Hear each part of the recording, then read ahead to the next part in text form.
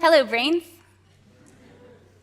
I say that to you because if you think about it, it wasn't really you that decided to come here today. It was your brain. And whether you decided to walk or drive, take a taxi, ride a bike, that decision was made by your brain. Behavior, all behavior, is affected by the brain. This is a story about my brain. So I was a smart kid. By 18 months, I was speaking in full sentences. By third grade, I was scoring post-high school on standardized tests. I had, as all my teachers agreed, so much potential. I was also struggling. I didn't have any friends outside of books. I was easily overwhelmed. I spaced out in class. I lost things constantly. And trying to get my brain to focus on anything I wasn't excited about was like trying to nail Jell-O to the wall. But I was smart, so nobody was worried. It wasn't until middle school when I was responsible for getting myself to classes on time and remembering to bring my own homework that being smart wasn't enough anymore, and my grades started to suffer. My mom took me to the doctor, and after a comprehensive evaluation, I was diagnosed with attention deficit hyperactivity disorder, ADHD. If you're not familiar with ADHD, it has three primary characteristics: inattention, impulsivity, and hyperactivity. Some people with ADHD have more of the inattentive presentation. Those are the daydreamers, the space cadets. Some have more of the hyperactive, impulsive presentation. Those are the kids that usually get diagnosed early. But the most common presentation is a combination of both. My doctor and my parents decided that given my shiny new diagnosis, maybe stimulant medication would succeed where spankings and lectures had failed. So I tried it, and it worked. The first time I took my medication, it was like putting on glasses and realizing I could see without squinting. I could focus. Without changing anything, my GPA went up a full point. Honestly, it was kind of miraculous. By 14, I had friends that liked me. By 15, I had published my first poem. I got a boyfriend. By 17, I knew I wanted to be a journalist. My local college had a program that would guarantee admission to USC. They had a really great journalism program. So I signed up at my local college, and I started taking classes. I moved in with my boyfriend. Things were going great until they weren't. I started having trouble making it to class on time. I aced a statistics course, but I forgot to sign up in time, so I never got the credit. I took classes so I could help my boyfriend with his career, but I completely lost sight of mine. I never made it to USC. By 21, I dropped out of college and moved back home. Over the next 10 years, I started and quit or was fired from 15 jobs. I ruined my credit. I got married and was divorced within a year. At this point, I was 32, and I had no idea what I was doing with my life, besides reading self-help books that didn't seem to be helping. What happened to all that potential? Was I not trying? No. I worked harder than anyone I knew. I didn't even have time for friends. I was that busy. I had potential, though, so my failure was clearly my fault. I just hadn't done what I needed to do to reach it, and honestly, I was tired of trying, putting more effort into life than everyone else, and falling farther and farther behind. At this point, I could have given up on myself.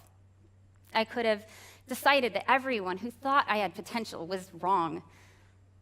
But I didn't, because I knew that it was my behavior that had gotten me here. And behavior is affected by the brain. And my brain has ADHD. Looking at my behavior, I knew, even with medication, even as an adult, my ADHD was still interfering with my life. What I needed to know was how and why, and more importantly, what could I do about it? I started to do some research. And I found a lot of great information. I found a lot of bad information too, but that's another talk. But there's good information out there. Websites, podcasts, talks by researchers and medical professionals. Books that would have been way more helpful than the self-help books I'd been using that were clearly written for there is no normal, neurotypical brains. A lot of what I found, though, was either super technical or seemed like it was written for parents and teachers trying to deal with ADHD kids. There wasn't a lot that seemed intended for us, the people who have ADHD. So I started a YouTube channel. I had no idea how to start a YouTube channel, but I started a YouTube channel. I almost called it How Not to ADHD because that was about all I knew at the time. But my boyfriend, Edward, talked me out of it. Turns out lots of people need help understanding ADHD, including, maybe especially, those who actually have it. I was no exception. I thought ADHD was kind of the same for everybody. I thought it was mostly about getting distracted. I thought having ADHD was maybe the reason that I was failing at life. And I thought I was what needed to change in order to be successful. I couldn't be successful and still be me. Spoilers, I was wrong. So let's go back for a second. Let's go back to what brought us here today. The brain. Understanding the brain you're working with, it turns out, is kind of important. And that's true whether that brain is your employees, your students, your kids, your significant others, or your own. ADHD affects between 5 and 8% of the global population, which means, statistically speaking, there's between 37 and 60 of us just in this room. You can't tell who we are just by looking, but it's fun to watch you try. So at some point, you're going to meet someone with ADHD. Work with them, give birth to them, or fall in love with them. Chances are, you already have. And at some point, you're going to ask yourself, what is going on in their brain? So after 2 years of learning about ADHD and a lifetime of experience with it, after having the honor of connecting with researchers and doctors and ADHD experts and tens of thousands of ADHD brains all over the world, what can I tell you to help you understand ADHD? By the way, many of them helped with this talk. First of all, it's real. It's not bad parenting or lack of discipline. ADHD is a neurodevelopmental disorder. It's currently the most well-researched mental condition, and there are actually measurable differences in the brain. These differences are larger in children, but for most people, they never go away. In other words, adults have ADHD too. While rates of ADHD diagnosis are increasing, it's not because of an increase in sugar or technology or lack of spanking. It's not. Any more than people drowning in swimming pools is because of Nicolas Cage. Correlation does not equal causation. Those are real numbers. It's from both an increase in understanding that ADHD exists, that girls, adults, and gifted students can have it too. And ironically, a lack of understanding that being hyper, misbehaving, or struggling in school does not mean you have ADHD. ADHD is more serious than I realized. The primary characteristics in inattention, impulsivity, and hyperactivity don't sound all that serious, and I didn't think that they were, but in real life, they translate to people getting into more accidents, being more likely to get fired, get divorced, significantly more likely to struggle with addiction. I learned that ADHD is on a spectrum. Raise your hand if you've ever lost your keys or spaced out in the middle of a lecture. If you're not raising your hand, I'm going to assume you spaced out in the middle of this one. The thing is, while everyone experiences ADHD symptoms sometimes, an actual diagnosis is based on how many of those symptoms significantly and chronically impair multiple aspects of your life. Just like you can get sad and not have depression, you can get distracted and not have ADHD. And just like you can have mild depression or severe depression, ADHD can range from mild to severe. I also learned ADHD is a terrible name for ADHD. It creates a lot of confusion. We don't have a deficit of attention. What we have trouble with is regulating our attention. As ADHD coach Brett Thornhill puts it, it's like your brain keeps switching between 30 different channels and somebody else has the remote. Sometimes we have trouble focusing at all, and other times we get stuck on a channel, and can't pull ourselves away, which in real life might look like we just don't want to do homework because we'd rather play video games. And sure, sometimes that's the case. But the truth is, there are plenty of times we want to be able to focus. We try, and we just can't. Current understanding is that this difficulty has to do with the way our brains produce and metabolize neurotransmitters like dopamine and norepinephrine. I learned ADHD is highly treatable. Stimulant medication boosts these neurotransmitters, which is why it helps us focus. It's very effective for around 80% of people with ADHD. And I learned that medication isn't enough.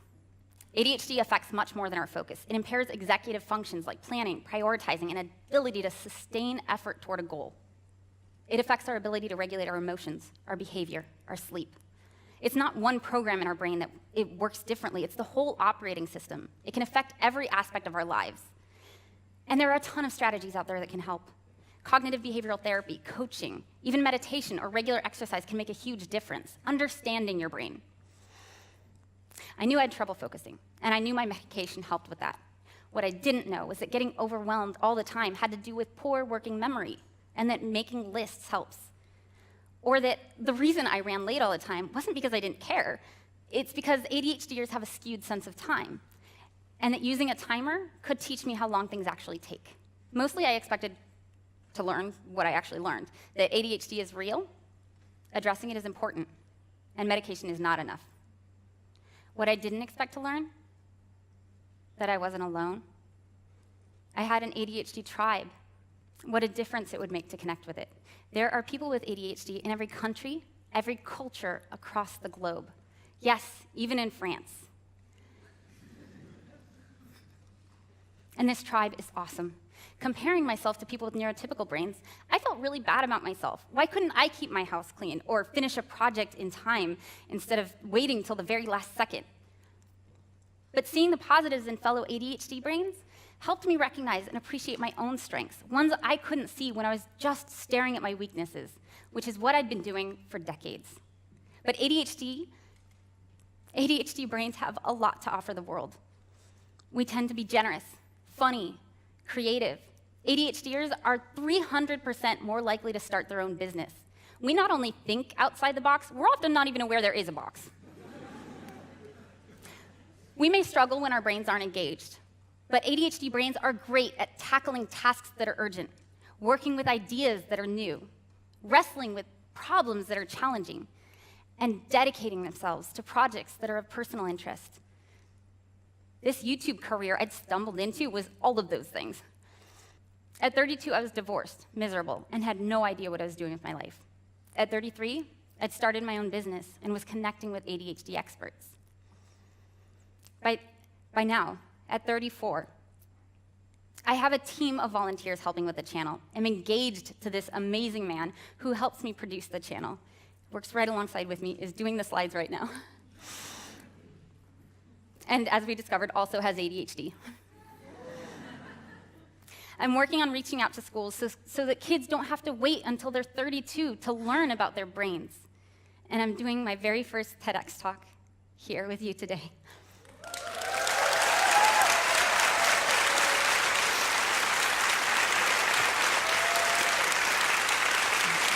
But wait, there's more. Wait. That did sound like the end of the speech. I'm sorry, it's not.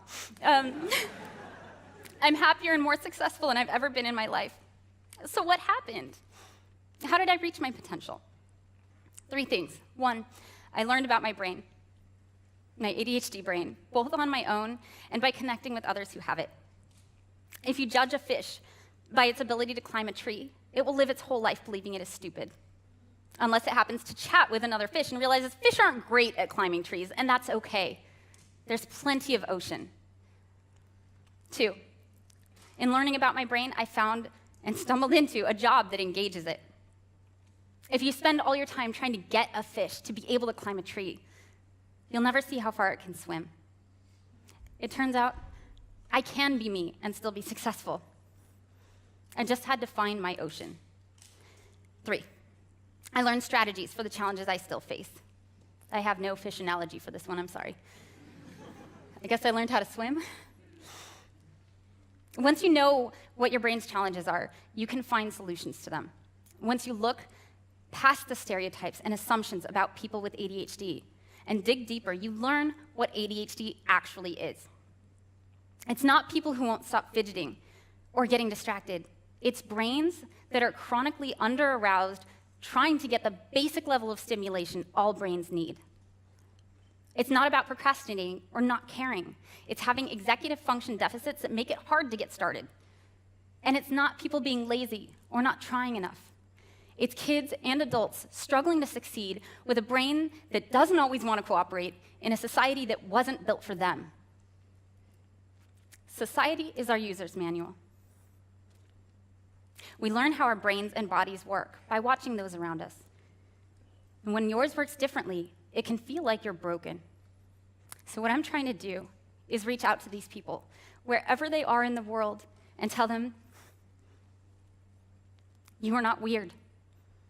You are not stupid. You do not need to try harder. You are not a failed version of normal.